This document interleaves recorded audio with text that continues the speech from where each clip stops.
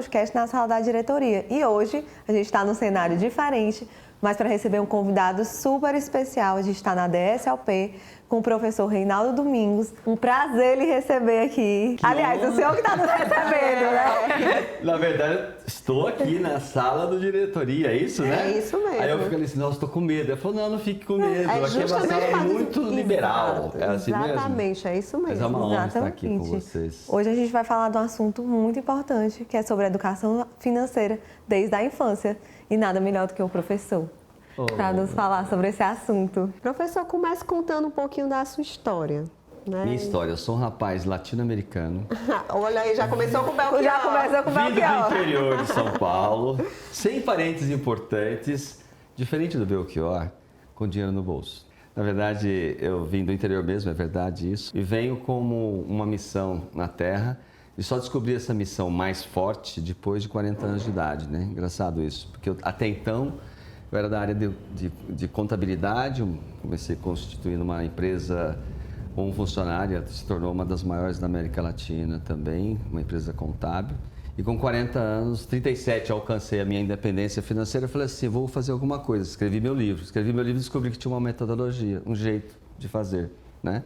DSOP. Aí eu falei, nossa, isso pode ajudar as pessoas.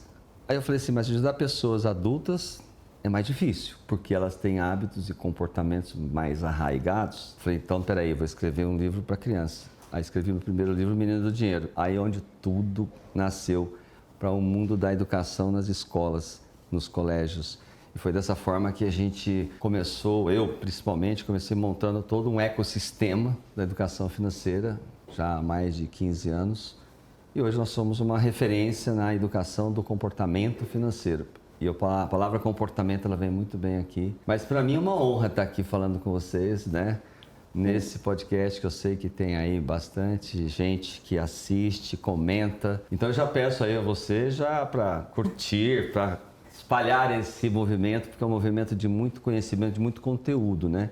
Eu já assisti a alguns e eu tenho certeza que vai ser bacana a gente discorrer. Então eu sou essa pessoa aí simples, me formei em contabilidade, depois fiz pós-graduação em análise de sistemas, fiz meu mestrado, meu doutorado, meu pós-doutorado e hoje nós temos uma metodologia, porque até então era vivenciada desde criança lá, fui praticando algo empiricamente, alcancei minha independência, falei, eu quero levar isso para os outros, aí eu tive que ir para a ciência, né?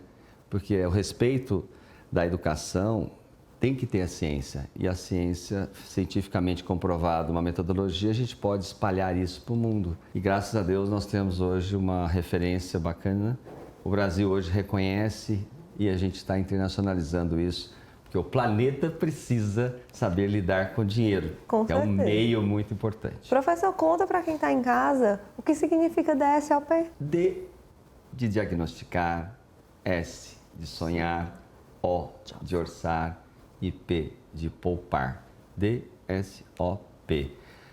A única metodologia científica do comportamento financeiro no Brasil e no mundo. E já que a gente está falando e que o senhor começou com as crianças, qual a importância, professor Reinaldo, da gente ensinar educação financeira desde cedo para nossas crianças? Então, né, a gente tem a prerrogativa de olhar para dentro do nosso, a construção do ser humano, né? Como é que a gente constrói como é que a gente vai se desenvolvendo? É mais fácil a gente pegar um adulto e mexer no comportamento dele? Não. Não, Não é. Mas uma criança, ela está ávida, apta, em condições, ela é uma esponja, né? Tudo que ela absorve, então ela tem os pais, tem os avós, ela tem os tios, os padrinhos, mas ela tem a professora, o professor, que é praticamente algo que ela vai absorver muito. Então, quando a gente olhou para a criança, falamos, é uma oportunidade ímpar, né, de construir. Por quê? Porque onde estão a maior parte dos inadimplentes no Brasil? Aqueles que não conseguiram controlar o seu recurso de entrada de dinheiro e saída de dinheiro. É porque eles aprenderam quando a não controlar o dinheiro? Quando na tenra idade, lá quando tinha seus 2, 3, 4, 5 anos. Mas nem alfabetizado, zero ainda, mas quem falou que educação do comportamento financeiro trabalha a alfabetização como prioridade no primeiro momento? Não, são os hábitos, são os comportamentos, são as atitudes dessa criança. E por isso a criança ela é tão importante, porque ali a gente consegue mostrar para ela que o dinheiro não aceita desaforo, Exato. que ele compra bala, sorvete, chocolates, compra, mas ele compra também brinquedos, ele compra sonhos, ele compra um monte de coisas que essa criança vislumbra, mas ela não tem noção desse equilíbrio entre o ser e o ter. Aí está a grande chave, por isso a criança sustentável financeiramente do futuro como um adulto, ela só vai fazer essa projeção se ela aprender muito bem aqui na base. E se ela aprender certo, dificilmente ela vai cometer o primeiro erro do primeiro salário, como grande parte da população brasileira faz. E aí como a gente faz, eu tenho uma pequena, né, que ainda não... Como é que chama? A Luísa. A Luísa. Luísa não está alfabetizada ainda, mas desde muito pequeno, acho que são pequenos hábitos, né? Desde a questão da sustentabilidade, da gente ensinar que as coisas não são descartáveis, né? Sim. Por exemplo, lá em casa a gente gosta de consumir... tem uma loja de roupa infantil em que você consome artigos excelentes por um ótimo custo-benefício, em que você leva as roupas que já não cabem mais e você recebe um dinheiro da loja para você trocar por roupas que cabem na criança. E aí ela diz assim, mamãe, vamos levar para a loja tal? A gente, desde muito pequena, incentiva, olha, não está cabendo, você não precisa de tanto. Então, vamos doar para quem está precisando. Acho que isso a gente vai ensinando desde pequeno, desde a questão da sustentabilidade do próprio lixo, né, de saber trabalhar. Acho que isso tudo, ele engloba um pouco da educação financeira também. Ah, sem dúvida. E a gente traz os valores, né, que a Sim. DSOP tem hoje, que inicia-se tudo na família. Não se educa um ser humano, se educa a família desse ser humano. Verdade. Aí é que entra o ponto mais importante, o mais difícil, porque... eu posso ser um provedor, posso ganhar meu recurso financeiro, posso até estar eu educado financeiramente, mas se eu não colocar isso dentro da minha família, do meu lar, falando com que, né, desde a criança comece a entender todo esse movimento, saber que nós podemos ter sonhos coletivos, sonhos individuais, que a gente pode fazer. E a gente sempre busca essa correlação porque esses fundamentos, eles são básicos, né? Ou seja, que chamamos de valores: família, sustentabilidade, empreendedorismo, né? Autonomia, cidadania e diversidade. Esses são nossos eixos temáticos que acabam agregando dentro de todos os nossos conteúdos, tanto de uma coleção paradidática, didática, literatura. Todo esse universo a gente hoje traz embasado nos valores. Por isso as crianças aprendem com muita facilidade, porque nós não estamos falando de uma ciência exata, nós estamos falando de uma ciência humana, de um equilíbrio entre o ser e o ter, para poder um dia manter, que esse é um dos pontos mais difíceis. E, professor, como é que a gente pode abordar de forma didática com essas crianças e esses adolescentes essa questão da educação financeira? Então, a gente pode diversas frentes, né? Tem um livro chamado Mesada Não É Só Dinheiro. Um livro que traz 8 tipos de mesadas. Também foi a minha tese dissertativa. A mesa de defesa pública foi de 1.000 pessoas assistindo nos Estados Unidos. Graças a Deus fui aplaudido de pé, com nota máxima, com louvor. Eu falei, legal, bacana. E lá eu implementei nessa minha tese o sistema de mesada, de 8 tipos de mesadas, 7 pecados capitais que os pais não podem cometer ao lidar com dinheiro com uma criança dentro da sua casa, do seu cotidiano. E quando a gente fala em como introduzir isso para uma criança dentro de casa, é preciso que, primeiramente, os pais absorvam esse conhecimento. Mas a gente está fazendo o reverso agora, né? Então, Juliana Barreto está fazendo o contrário. Vamos educar primeiro os professores. Os professores colocam a máscara de oxigênio da educação, do comportamento financeiro nele. Não se educa sem você aprender e praticar. Com certeza. É um conhecimento altamente necessário para a humanidade. Porque se o professor absorver isso, e eu sei que tem um professor bacana, como é que chama ele? Vini, é o Vinícius. Vinícius, olha, parabéns pela sua atuação. Aprofunde-se. Eu não sei se o Vinícius já fez uma pós-graduação nossa, mas ele pode chegar até doutor em educação financeira. Hoje é muito importante isso. Já conversamos com ele sobre isso. E o professor é importantíssimo, mas não só ele, mas todos os outros professores também deveriam e devem, né, absorver esse conhecimento. Principalmente a educação infantil, porque elas estão... Nossa. Todas. Tem umas coisas tão óbvias, né, que, por exemplo, o que a gente guarda dentro de um cofrinho? Se você perguntar para qualquer pessoa, para você que está assistindo aqui, você vai falar o quê para mim? Eu já sei, dinheiro. Moedas. Moedas. Não, nós ensinamos algo mais profundo. Primeiro, que você nunca deve dar apenas um cofrinho para uma criança. A gente tem que sempre, no mínimo, dar 3 cofrinhos para uma criança. E os próprios dedos aqui já estão mostrando. Um pequeno, que é o curto, o médio e o longo. E por que 3? Porque eu estou falando de curto, médio e longo, estou falando de tempo. Criança tem uma dificuldade de tempo, eu quero tudo para agora. Sim. Mas só crianças ou nós também, né, Manu? Também. Principalmente a gente Marcela, que vive nós nesse... somos essa coisa aí que Imediatistas. ansiosos, né? Queremos tudo para ontem, rápido, eu quero agora. E aí isso você aprende já quando criança. Aí você leva todos esses hábitos. Inclusive de paciência, do saber esperar isso. A gente aprendeu desde muito nova com os nossos pais. Nosso pai nunca comprou nada pra gente, nem que ele tivesse o dinheiro de imediato, de pronto. Como é que chama seu pai? Abreu. Seu Abreu.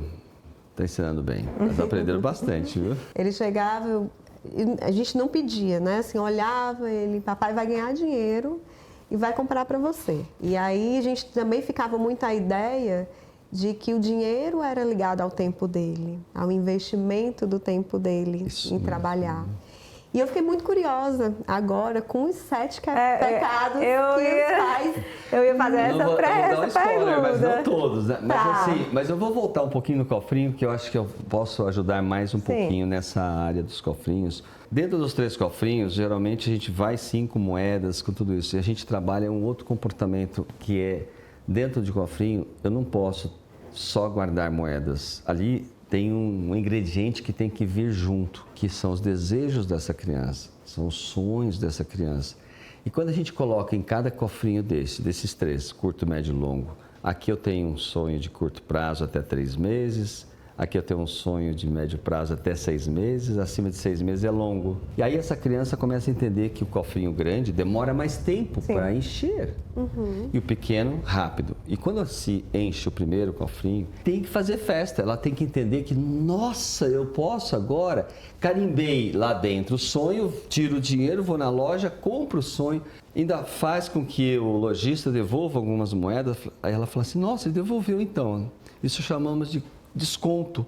Quando você tem todo o dinheiro para pagar. Aí ela começa a aprender que guardar dinheiro, além de ganhar o que ela realmente deseja, o que ela realmente quer conquistar, ela também tem ainda a possibilidade de ficar com um pouco desse dinheiro para fazer outros sonhos. Aí amanhã o médio será curto e aí ela vai fazendo esse processo. Sempre, no mínimo, 3 sonhos. Guardando lá dentro, ela vai começar a conquistar uma coisa chamada equilíbrio. Mas toda moeda deveria ir para o cofrinho? Não.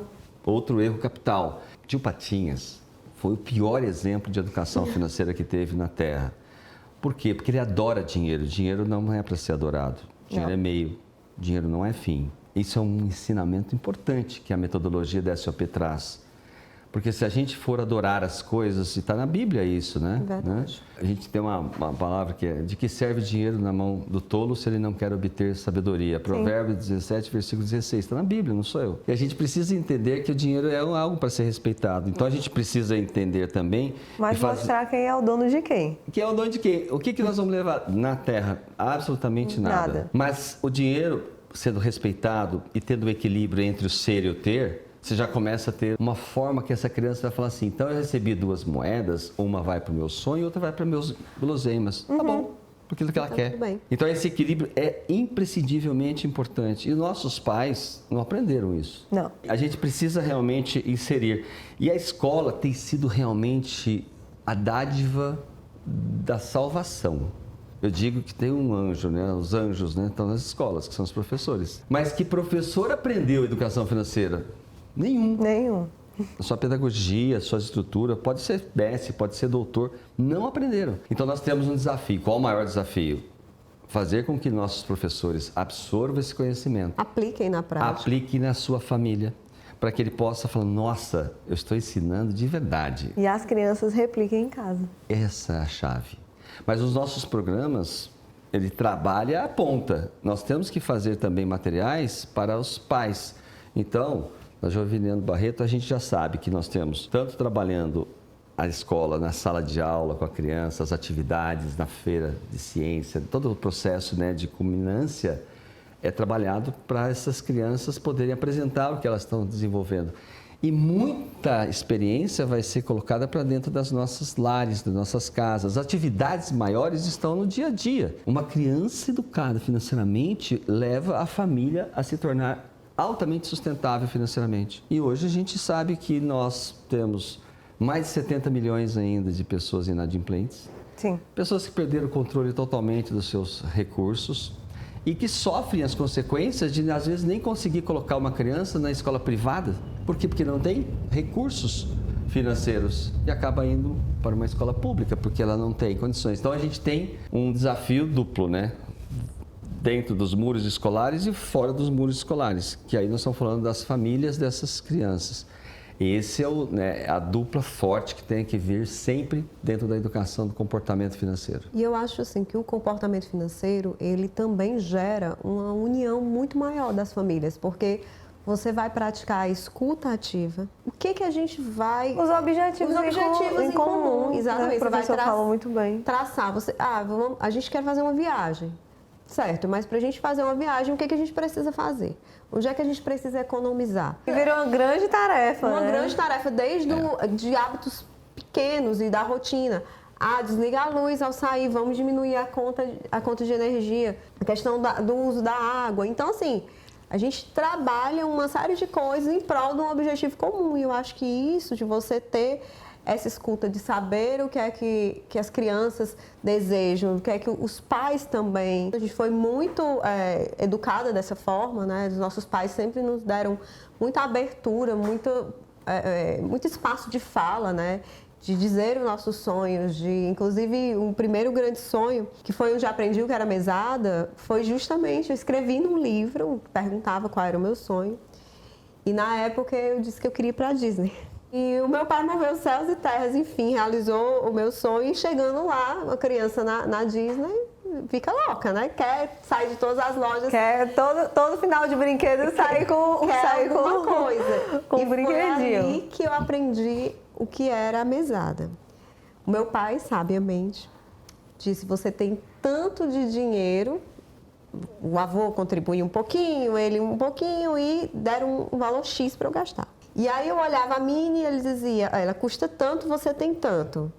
Você quer realmente esse brinquedo? Você sabe que vai tirar tanto do seu orçamento. Você pode ficar sem nada. Aí ele disse, não, eu posso olhar mais à frente, né? Vamos ver o que a gente encontra. Quantos anos você tinha? Eu tinha 7. Olha isso, né? E o bacana disso tudo, né, dessa experiência, ele disse, olha, ela aprendeu a valorizar, porque ela tinha um orçamento. Engraçado que eram 15 dias de viagem, no 13º ainda tinha bastante dinheiro, porque eu ficava com medo de encontrar algo que eu gostasse mais. Que eu gostasse mais e não ter o dinheiro para comprar. Então... Depois você poderia voltar, né? Eu fui naquele brinquedo, saí, tinha um personagem daquele brinquedo. Comprar ou não dependeria de despejar dinheiro, mas eu poderia voltar depois se eu tivesse que fazer uma escolha 360, né? Exato. Mas já assim, 7 anos, imagina. Você era muito. Desculpa aí, né? Muito para uma criança. Mas foi muito bacana. Então, assim, a gente sempre teve mesada, né? A vida toda. Até o meu avô. O vovô deu mesada pra gente até velho, assim, 20 e tantos anos. Poucos anos a gente. Ele dava mesada, era semanal. Vocês já leram o livro Mesada Não É Só Dinheiro? Ainda não. Se você também não leu, mas você precisa ler. Lá traz 8 tipos de mesadas. A gente conhece somente a mesada financeira. Sim. Né? Que é aquela que frequentemente uma criança, né, com 6, 7 anos, alfabetizando, ela já vai saber como fazer contas, ela sabe começar a ler e escrever. A mesada começa muito antes de você saber ler e escrever. Como assim? Existe uma mesada chamada voluntária, a primeira delas, que aquele dinheiro, com 3, 4 anos de idade, a criança pega para comprar bala de sorvete de chocolate. Aquilo é uma mesada voluntária, não é planejada. Ela é natural. padrinho deu, a tia, o avô, a avó. Então, assim, é uma mesada voluntária. Tem uma outra mesada que é a financeira, que vocês já conhecem, que é uma sistêmica, né? Olha, eu vou te dar R$20 por mês, vou te dar R$50 por mês. E aí, logicamente, você tem toda uma regra que você vai ensinar essa criança, como o seu pai te ensinou a fazer essas escolhas, né? O que eu faço? Eu gasto tudo, gasto menos, gasto mais. Só 8, vou dar mais uma só para vocês ficarem mais felizes. Tem a mesada de troca. O que é uma mesada de troca? É eu não gastar dinheiro. Você pode fazer lá uma grande feira de trocas de brinquedos. Todos os alunos podem levar os brinquedos que já não brincam mais, conservá-los, né? Claro, deixar eles brilhando, para fazer lá uma grande, né, ação, quase não é um brechó, mas é uma feira. Porque assim, você conhece isso, as crianças sabem muito isso, né? A grama do vizinho é mais bonita que a minha grama. Então, assim, é sempre isso. A criança gosta do brinquedo do outro, e ela tem outros, ela brincou e já não quer mais esse. Então, aí nós temos a grande possibilidade de fazer com que esta criança possa fazer trocas.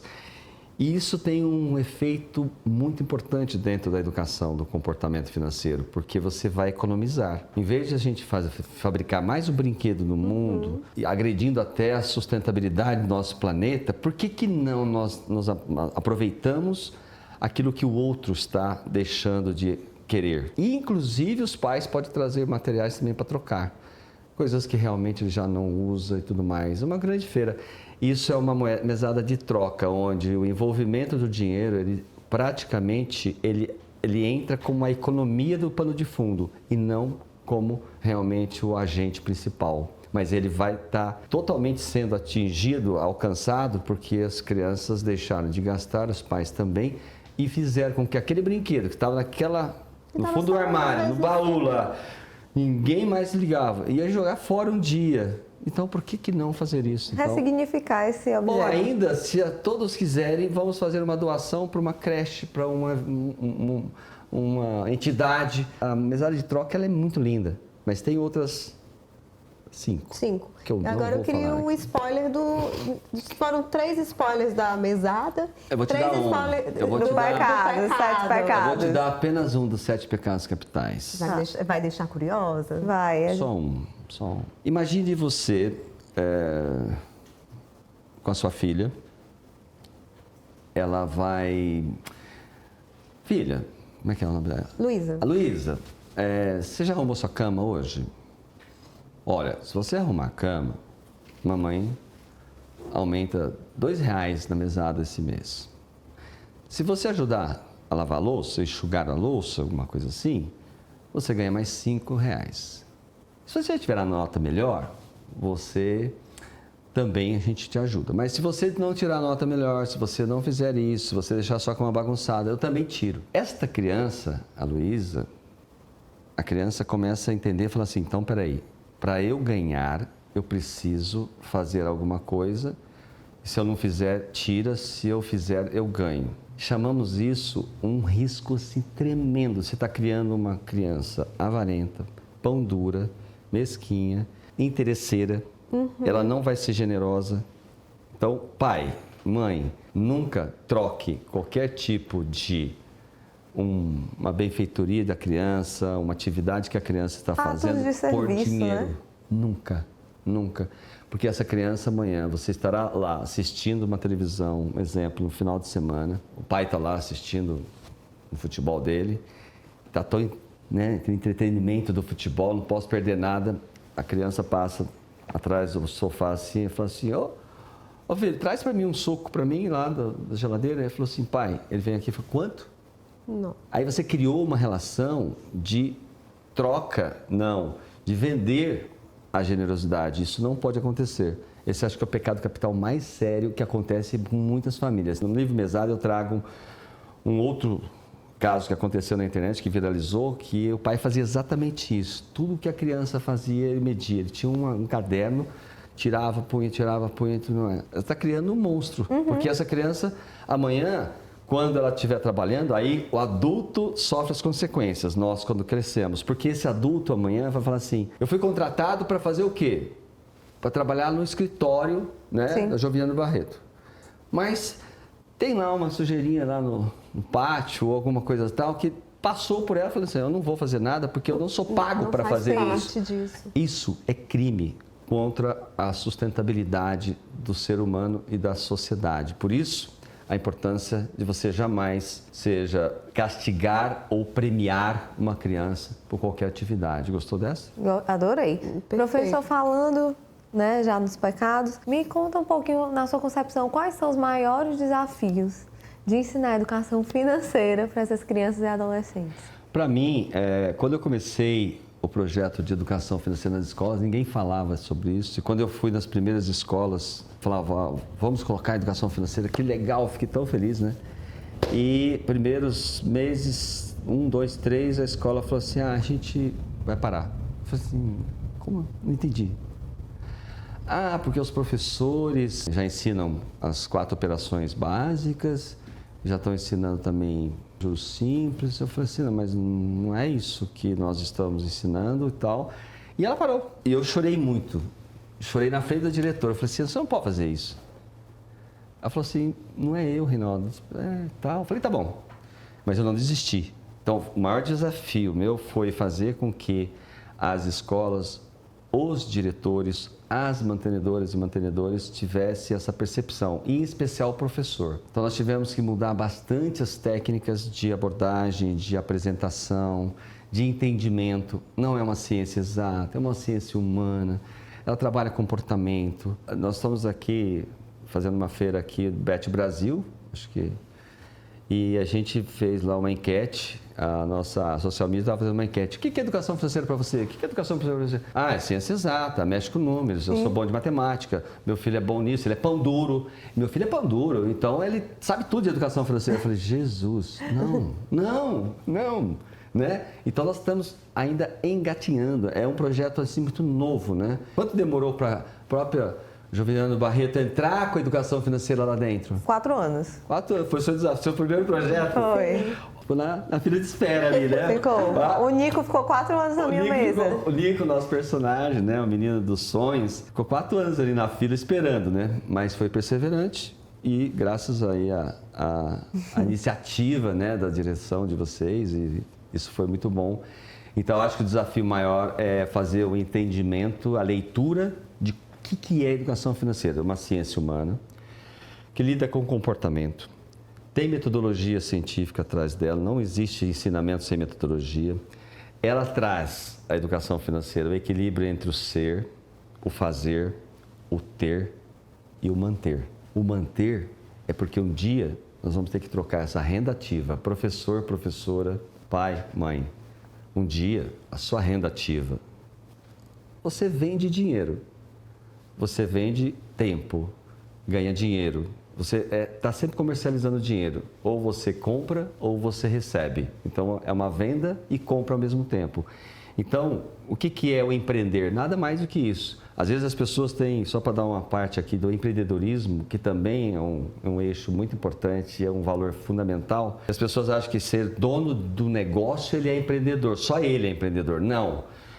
Numa escola, a recepcionista segurança a copeira a pessoa que faz limpeza o professor porque eles vendem seus tempos e recebem dinheiro. E esses ensinamentos do empreender, né, estão no livro Empreender Vitorioso, com sonhos e lucro em primeiro lugar. Vocês querem, meninas? Claro, e autografado. Aqui trago realmente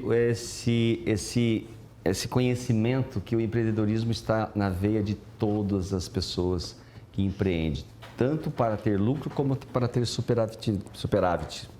O governo tem que ter superávit. Então, o governo presta serviço para a sociedade paga o imposto e aí todo mundo fica bem. A gestão pública, a gestão privada, a gestão da nossa casa. E nesse livro eu trago também 2 empresas importantes que a gente também, vocês pais responsáveis, precisamos aqui ficar atentos. Nós trazemos uma empresa chamada Família, que é uma empresa completamente, tem filhos, tem casamento. Então, aqui na empresa, do negócio e empresa família. No negócio, quando eu quero constituir um negócio, eu tenho um contrato social. Quando eu quero constituir uma filial, eu tenho uma filial. Quando eu quero destratar, ou seja, encerrar a empresa, eu faço um distrato. Aqui também eu faço uma união de casamento, né? Você, advogada que sabe disso, né? Eu tenho lá Eu começo caso... escolhendo o regime de casamento. Então, regime de casamento, se é total, se é parcial, né? Se é comunhão estável, coisas desse tipo. Então, você tem aqui um contrato, né? Que é o matrimônio aqui. Depois você tem filhos, então você tem a certidão de nascimento. Sim. E amanhã, se você quiser separar, você tem o divórcio. Exatamente 2 empresas, igualzinho. Só que aqui eu trabalho sonhos, aqui eu trabalho lucro. Olha que legal. Então, dentro desse empreendedorismo e dentro desse cenário, a gente precisa muito trabalhar o aspecto de que nós precisamos levar para as pessoas essa tal sustentabilidade. Por isso, manter, quando eu falei manter, é do dinheiro que eu trabalho aqui no meu negócio, seja qualquer a minha atividade aqui, eu preciso saber que ele é uma renda ativa. Um dia vou ter que parar de trabalhar, porque a minha idade vai chegar e eu quero fazer isso. Isso aconteceu comigo quando eu alcancei minha independência financeira aos 37 anos de idade. Eu trabalhei, tive uma reserva que fui construindo ao longo desde os 12 anos, quando eu tive o sonho da bicicleta, quando eu comecei fazendo com que o meu sonho fosse mais importante que o dinheiro. E uma das nossas necessidades maiores é a independência financeira, que chamamos de aposentadoria sustentável. Aqui eu vou trocar a renda, esta ativa, por uma passiva. Isso, se a gente não fizer, nós vamos sofrer amargamente. E somar a Pleiade, né, a Sociedade dos Aposentados e Pensionistas do Brasil, do INSS, que INSS quer dizer assim, ó, isso nunca será suficiente. INSS. Por quê? Nós temos 37 milhões de aposentados e pensionistas que somente 1% são sustentáveis. Só 1%. Os 99% dependem de parentes ou que têm que continuar trabalhando. Por isso é tão importante a gente fazer com que essa introdução, quando a gente fala em educação financeira, isso é educação financeira. Sim. Empreendedora e também da sua vida, família. E é tão importante. E as duas não podem se misturar, mas elas se conectam. Com certeza. É o grande ecossistema da empresa, família e negócio. É lindo. Ontem eu assisti uma palestra do Ricardo Amorim. Ele estava falando exatamente sobre essa questão da previdência.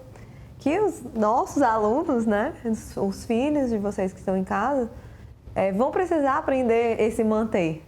Porque a nossa previdência do Brasil, ela não foi criada como o nosso Brasil está hoje. Antigamente, o meu pai tinha 9 irmãos. Agora ele teve 2 filhas. E provavelmente eu não tenho nenhum filho. A Manuela tem uma filha. Então, ele não é sustentável. Então, acho que começar isso na escola, que as crianças entendam isso, né? E essa reserva, chamada reserva financeira, né? Ela serve tanto para curto, para médio e para longo. Às vezes a gente fala assim, não, você tem dinheiro aplicado? Ah, tenho, eu aplico dinheiro.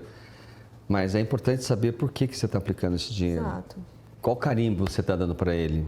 Uma coisa importante, a gente não pode deixar de falar aqui nesse nosso espaço, que é, para cada sonho, para cada necessidade, a gente precisa responder 5 perguntas. Querem saber quais são?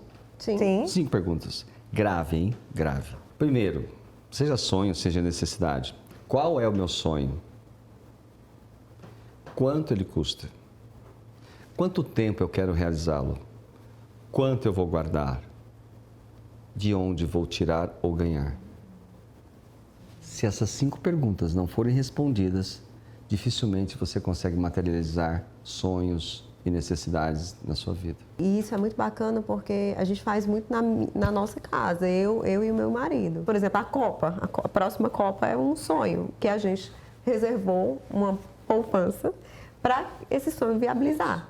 Quanto é que vai custar?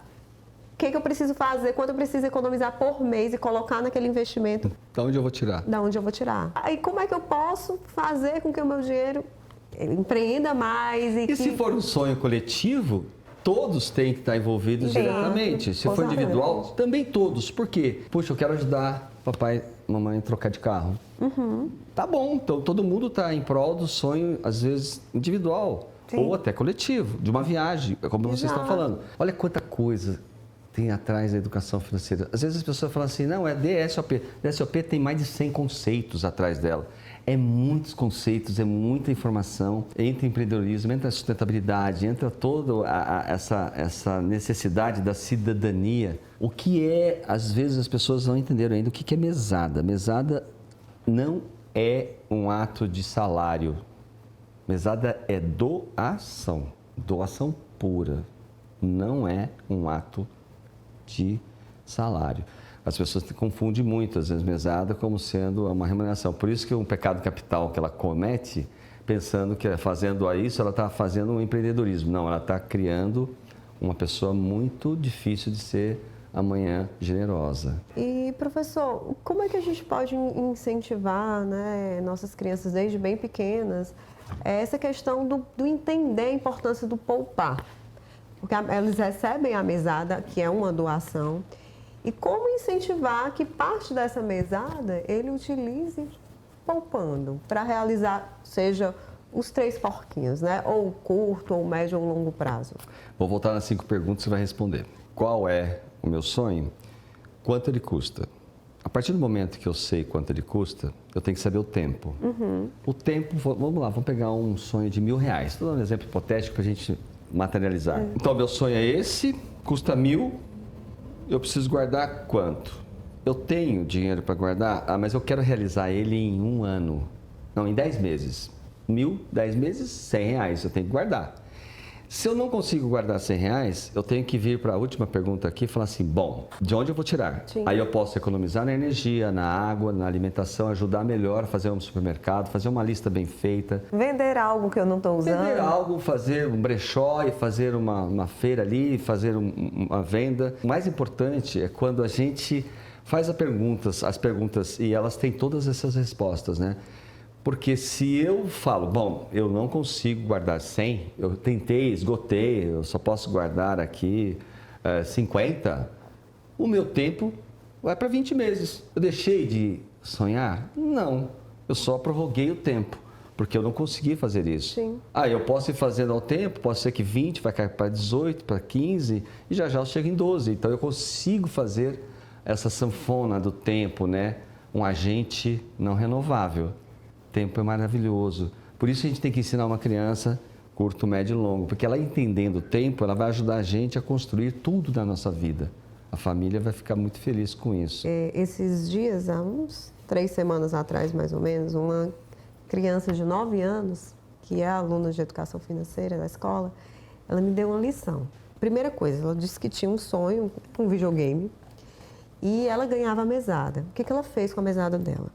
Ela ia na cantina, comprava chocolate. E aí ela comprava, vamos dizer, por uma hipótese, R$1. E aí ela vendia por R$1,50. E eu dizia, por que leva a pessoa a não ir até a cantina e comprar o teu chocolate? Ela estava usando uma máscara. Ela disse, é o meu marketing. Olha uma isso. criança de 9 anos. É o meu marketing, eu chego, converso, digo qual é o meu sonho, que eu estou vendendo esse chocolate. Que legal. Também faço desenho, se a senhora quiser, inclusive posso fazer um desenho da senhora. Encomende o seu desenho que eu faço. Encomende o seu desenho que eu faço, Não, custa apenas R$2, né? E aí a senhora vai ajudar no meu sonho. Está na veia empreendedora. Total. E aí, assim, foi muito legal. Eu disse, como é que você teve essa ideia? Ela disse, foi uma aula de educação financeira. O professor disse que eu poderia fazer isso. E agora, só faltavam R$50. E agora, eu já consegui só hoje vender 30. Essa é mais uma mesada, a mesada empreendedora. Essa é mais uma que nós temos dentro das 8 mesadas. A mesada empreendedora é incentivar, é fazer, promover, fazer com que essa criança realmente faça essas atitudes, promova isso, né? De uma forma bastante saudável, uma coisa Sim. bacana, né? Eu quero voltar no poupar para fechar uma questão muito importante, porque poupar não é só guardar dinheiro.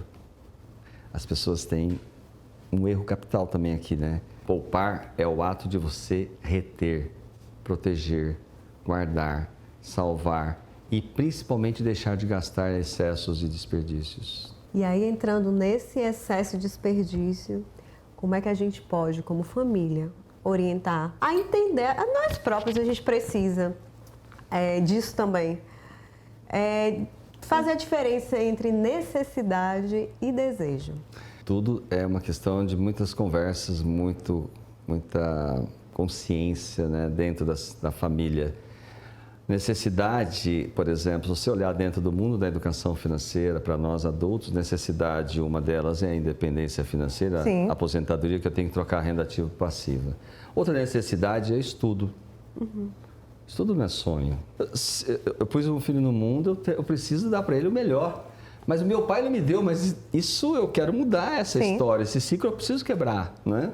Então, isso é uma necessidade. O sonho, um desejo, é algo para alguns pode ser necessidade, para outros pode ser sonho. É tão intangível, né? Porque você fala assim, eu quero um carro, legal. Se for para um passeio, ele é sonho, desejo, liberdade de ir e vir. Mas se for para eu trabalhar no aplicativo, é uma necessidade. Uma necessidade. O mesmo objeto pode ser para necessidade, para sonho. Legal, né? Percebe que Muito. como flutua? Sim. Né? Agora, tem uns que são pétreos, como esse da independência financeira. Se você não tem na sua relação de prioridade. E aí entra um orçamento financeiro que não é o orçamento que a gente ensina no dia a dia, que a gente aprendeu aí no mercado. Ganha, gasta, se sobrar faz, se faltar, vai no crédito. Cuidado. Esse não é o melhor ensinamento para aprender. Isso está nessa obra aqui, ó, Terapia Financeira. Vocês querem também? Claro. A gente quer todos, tá? Você quer todos, né? Estamos aqui com mais de 100, vamos sair daqui com mais de 100 livros. Estamos aqui com suas alunas para aprender e tentar repassar o máximo possível de informação. É uma honra, para os nossos para mim. alunos, para as Então, famílias. eu vou aproveitar que eu estou falando. Aqui traz um orçamento financeiro muito diferente do orçamento tradicional. É um spoiler também. Se você quiser, você comenta, fala assim, puxa, eu quero saber o que tem aí dentro, né? A gente pode deixar o primeiro capítulo desse livro Sim. dentro do nosso Disponível. podcast. Tá tudo certo. Mas aqui tem uma pergunta que eu queria fazer para todos vocês, para vocês também, que eu acho que vai ser imprescindível para a vida de cada um de nós aqui. Essa pergunta está aqui no verso que chama-se, no livro Terapia Financeira, mais de 10 milhões já de cópias vendidas. A pergunta é chave para todas as pessoas. Se a partir de hoje você não vai receber seu salário, seu prolabore, não importa onde você trabalha, ou até sua aposentadoria, se você que já está aposentado, por quanto tempo você manteria a sua sustentabilidade financeira, a sua saúde financeira? Por quanto tempo você conseguiria manter a qualidade de vida que você tem hoje, deixando de receber o que você recebe mensal? Eu acho que a gente... Ficou um silêncio aqui no estúdio. A gente vai finalizando o nosso podcast com essa reflexão. Essa reflexão, essa pergunta, eu escuto com muita frequência, porque o meu marido, ele é financeiramente, assim, super responsável e ele é um profissional liberal.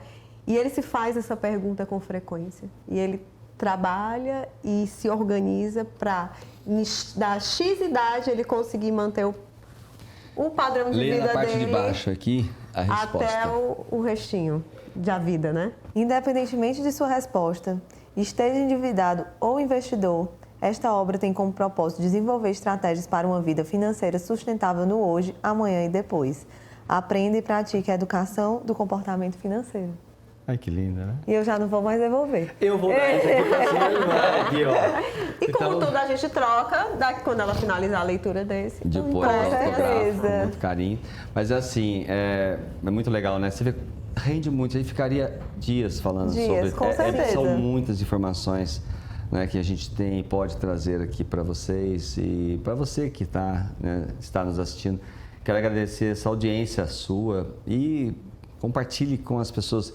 Eu tenho certeza que esse conteúdo aqui vai ajudar em muitas milhares de pessoas, que a gente pode transformar a vida delas em uma vida mais sustentável, mais prazerosa, com mais qualidade. Porque, de verdade, o que nós viemos fazer na Terra é sonhar e realizar. Pobre não é a pessoa que não tenha dinheiro. Pobre é a pessoa que deixa de sonhar. Acho que a gente termina esse podcast com a melhor reflexão que a gente poderia ter. Professor, muito obrigada Foi assim, por nos uma aula, receber, né, na sua casa e por essa aula. Espero que todos aproveitem como a gente aproveitou aqui. Eu que Até o agradeço. próximo. E se inscrevam no canal, liguem o alerta, curtem, compartilhem e nos vemos no próximo.